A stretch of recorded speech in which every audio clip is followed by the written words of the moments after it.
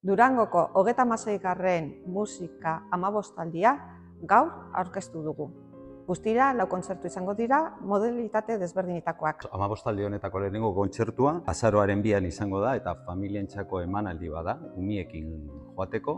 Euskadiko Orkestra Sinfonikoko produktua da, ilargiari kantari, abesti ezberdinak entzun ahal izango dituzue. Azaroaren 8an, Konbento San Agustinen, egingo dugu kontzertu berezi bat, Sociedad Coral de Bilbaorekin, Valentín de Zubiaurre musikarekin konposatutako han jotzeko. Eta hurrengoa izango da Vivaldi Senza Fine.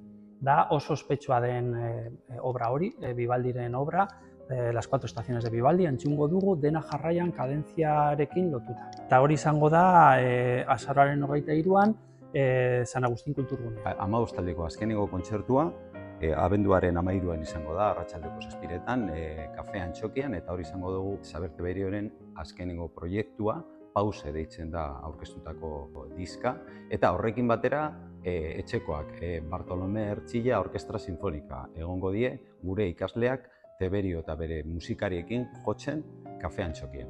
Gonbidatzen zaituztegu amabostaldiko kontzertuetara bertaratzera.